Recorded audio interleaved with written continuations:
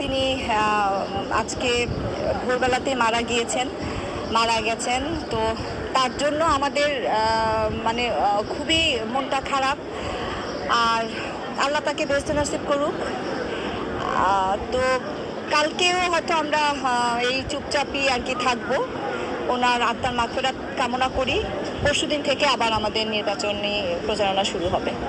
আপনাকে তো আমরা প্রায় দেখতে পাই শিল্পীদের পাশে গিয়ে দাঁড়াতে, যারা অসুস্থ হয় বা যারা যে শিল্পীরা মারা যান তাদেরকে দেখতে যান। জাকির ভাইকে আজকে দেখতে গিয়েছিলেন? না, উনি একেবারে ভোরবেলাতে মারা গিয়েছিলেন। যখন আমার কাছে ফোন আসলো, আমার কিন্তু গাড়ি নাই, হ্যাঁ আমার গাড়ি নাই। তো আমি উবারে চলাফেরা করি।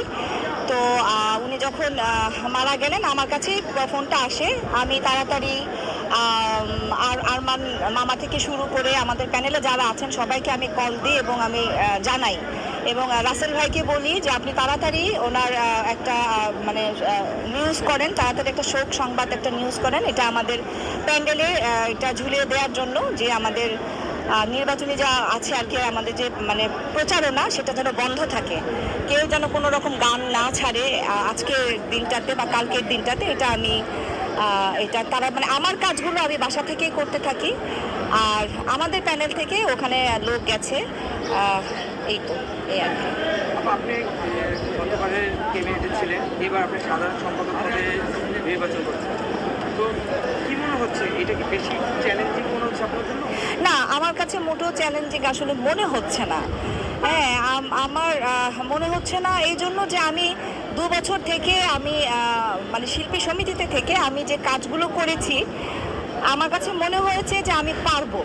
হ্যাঁ, আমি আমার যদি চারপাশের মানুষগুলো আমাকে সাপোর্ট দেয় বা একটা প্যানেলে যদি একতা থাকে, তাহলে অনেক ভালো ভালো কাজ করা সম্ভব।